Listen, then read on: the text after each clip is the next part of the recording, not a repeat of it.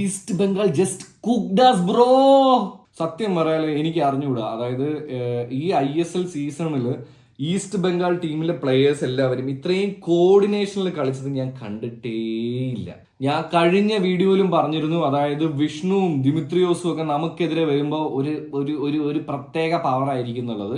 And അത് double ഇരട്ടി ആയിരുന്നു എന്നുള്ളതാണ് നമുക്ക് കാണാൻ പറ്റിയത്. അപ്പൊ എന്തായാലും ഈ കാര്യങ്ങളൊക്കെ ആയിട്ട്, അതായത് ഈസ്റ്റ് ബംഗാളും KBFCയും തമ്മിലുണ്ടായിരുന്ന മത്സരത്തെ പറ്റിയിട്ടുള്ള ഒരു റിവ്യൂ ആണ്. അപ്പൊ എന്തായാലും കണ്ടു നോക്കുക. സ്പോർട്സ് റിവ്യൂ ആണ്. സോ സ്പോർട്സ് റിവ്യൂ ഇഷ്ടമുള്ളവരെല്ലാവരും ഈ ചാനൽ സബ്സ്ക്രൈബ് ചെയ്ത് കൂടെ കൂടണം കൂടെ ഓർമ്മിപ്പിച്ചുകൊണ്ട് വെൽക്കം ടു ആൻഡപ്പൻ ടോക്കീസ്.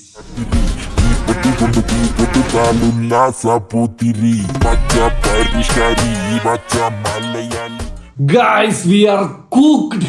അപ്പൊ എന്തായാലും ISL ഈസ്റ്റ് ബംഗാൾ 2025 നമ്മുടെ തോൽവിയില്ലാത്ത തേരോട്ടത്തിന് ഒരു അറുതി വരുത്തിയിരിക്കുകയാണ്.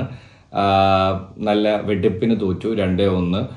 കേരള ബ്ലാസ്റ്റേഴ്സ് ഫസ്റ്റ് ഹാഫിൽ കളിച്ചോ ഇല്ലയോ, ഈ കാര്യങ്ങളെല്ലാം നമ്മൾ ഈ വീഡിയോയിൽ ഡിസ്കസ് ചെയ്യാനായിട്ട് പോകുന്നത്. So welcome back to Andappan talkies. This is RJ Andappan. And നമ്മൾ 5K ഫാമിലിയിലേക്ക് എത്താൻ ഇനി അധികം ദൂരമൊന്നുമില്ല. അപ്പം നിങ്ങളിൽ നിന്ന് ഞാൻ മനസ്സ് തുറന്നുള്ള സഹായം പ്രതീക്ഷിക്കുന്നുണ്ട്. മാക്സിമം ഒന്ന് സബ്സ്ക്രൈബ് ചെയ്ത് കൂടെ കൂടണം എന്ന് ഓർമ്മിപ്പിക്കുകയാണ് കേട്ടോ. അപ്പം എന്തായാലും മാച്ച് തുടങ്ങുന്നതിന് തൊട്ട് മുമ്പ് ഞാനൊരു പോൾ ഇട്ടിട്ടുണ്ടായിരുന്നു. ഈസ്റ്റ് ബംഗാൾ ആണോ കേരള ബ്ലാസ്റ്റേഴ്സ് ആണോ അതോ ഡ്രോ ആയിരിക്കുമോ എന്നുള്ളൊരു ചോദ്യമൊക്കെ ചോദിച്ചുകൊണ്ടാണ് ഞാൻ ഇട്ടത്. അപ്പൊ അതിനകത്ത് വന്നിട്ടുണ്ടായിരുന്ന ഏറ്റവും കൂടുതൽ ബ്ലാസ്റ്റേഴ്സിനെ സപ്പോർട്ട് ചെയ്തിട്ടാണെന്നുണ്ടെങ്കിലും നമ്മുടെ എല്ലാവരുടെയും പ്രതീക്ഷയ്ക്ക് വിപരീതമായിട്ടാണ് എൻറ്റയർ മാച്ചും ഉണ്ടായിരുന്നത് കേട്ടോ. കാര്യം എന്താണെന്ന് വെച്ച് കഴിഞ്ഞാൽ 2025 തുടങ്ങി കഴിഞ്ഞപ്പോൾ ഞാൻ കഴിഞ്ഞ വീഡിയോയിലും പറഞ്ഞൊരു ഡയലോഗ് ഉണ്ട്. അതായത് 2024 എൻറ്റയർ കാര്യങ്ങളെ മായ്ച്ചൊരു പുതിയ ബ്ലാസ്റ്റേഴ്സ് ആണ് എന്നുള്ളത്. പക്ഷെ അതൊക്കെ എവിടെയോ പോയ പോലെ. കാരണം ഇത് പറയില്ലേ, ഈസ്റ്റ് ബംഗാൾ നമ്മൾ പൂട്ടി, ആ പൂട്ടിൽ നമ്മൾ നല്ല വൃത്തിക്കും മെനക്കും നിന്നു കൊടുത്തു.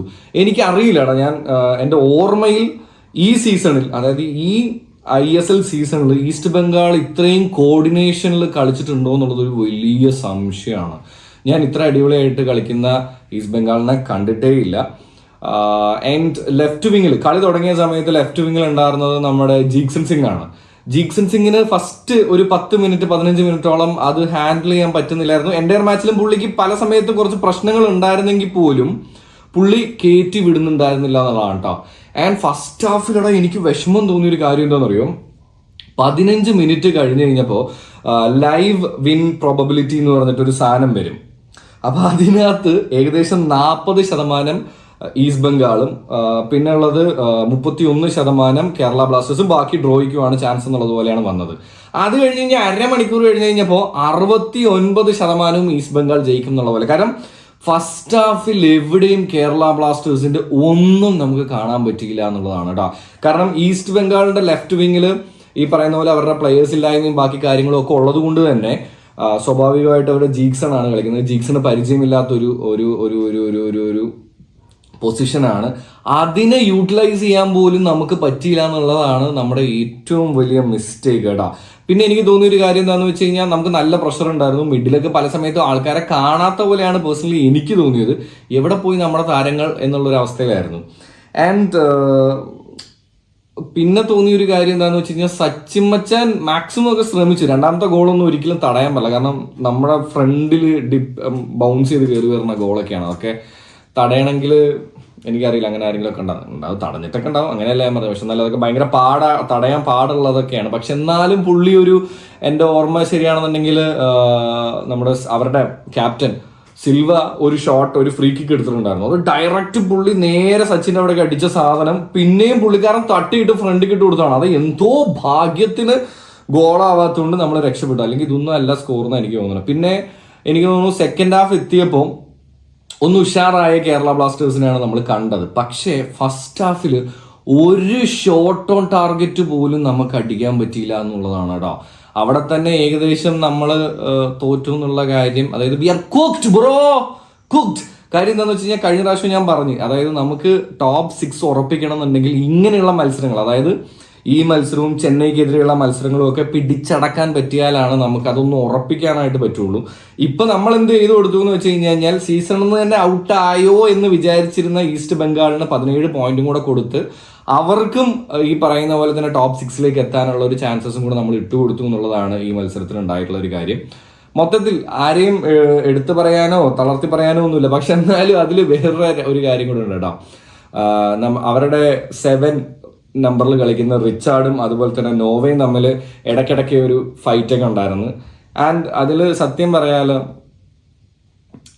നോവ ഒരു പൊടിക്ക് താഴെയായിരുന്നു. കാരണം റിച്ചാർഡ് ഓൾറെഡി അവർ ഒരു ഗോളിന് ലീഡിൽ നിൽക്കുകയാണ്. പിന്നെ അങ്ങോട്ട് റിച്ചാർഡ് അതായി വരുമ്പോൾ സ്വാഭാവികമായിട്ട് നമ്മുടെ കയ്യിൽ നിന്ന് കളി പോകുമല്ലോ. അത് തന്നെയാണ് സത്യത്തിൽ എനിക്ക് തോന്നുന്നു ഈ എൻ്റെ മാച്ചിൽ നോവേനെയും ആരെയും കാണാണ്ടായിരുന്നില്ല. ലൂണ ചെയ്യുന്നതൊന്നും ശരിയാവുന്നുണ്ടായിരുന്നില്ല. അല്ല ഞാൻ പറയുന്നത്. പക്ഷെ ലൂണ പാവോടാ, എനിക്ക് വിഷമം തോന്നി. കാര്യം എന്താണെന്ന് വെച്ച് കഴിഞ്ഞാൽ പുള്ളിക്കാരൻ മരിച്ച് കളിക്കുന്നുണ്ടായിരുന്നു. പിന്നെ ആസ് യൂഷ്വൽ ഇന്ത്യൻ നമ്മുടെ ലീഗിന്റെ ഏറ്റവും വലിയൊരു പോസിറ്റീവ് കാര്യം എന്ന് പറയുന്നത് നല്ല തീട്ടമായിട്ടുള്ള റെഫറിങ് നമുക്ക് ഉള്ളത് കൊണ്ട് തന്നെ ആ ലെവല് കീപ്പ് ചെയ്തുകൊണ്ടുള്ള റെഫറിമാരെയാണ് നമുക്ക് കാണാൻ പറ്റിയത്. അതിപ്പോൾ നമുക്കെതിരെയാണെന്നുണ്ടെങ്കിലും അവർക്കെതിരെയാണെന്നുണ്ടെങ്കിലും എന്തിനൊക്കെയാ അവർ എന്തിനെ വിളിക്കുന്നതും വിസിലടിക്കുന്നതെന്നും വിസിൽ വിളിക്കാത്തതെന്നും ഒന്നും മനസ്സിലാവാത്ത രീതിയിലായിരുന്നു. സെക്കൻഡ് ഹാഫിൽ എവിടേക്കോ നമ്മൾ തിരിച്ചു വരുമെന്നുള്ള ഒരു സാധനമൊക്കെ തന്നെങ്കിലും സത്യം പറയാലോ ഏകദേശം നമുക്ക് ഫസ്റ്റ് ഹാഫിൽ ചെയ്യാൻ പറ്റാത്തത് കൊണ്ട് തന്നെ കഷ്ടപ്പാടായിരുന്നു. നമ്മുടെ പൂട്ടിയുടെ ഒന്മാര് ശരിക്കും പൂട്ടിക്കളഞ്ഞ്. അതാണ് എനിക്ക് ആകെ വിഷമമായത്. എനിക്ക് കാര്യം എന്താണെന്ന് വെച്ച് കഴിഞ്ഞാൽ നമ്മുടെ ഡിഫൻസിൽ നമുക്കൊരു വിശ്വാസം ഇല്ലെങ്കിൽ നമ്മുടെ ഫോർവേഡിൽ നമുക്ക് ഭയങ്കര വിശ്വാസം ഉണ്ടായിരുന്നതാണ്.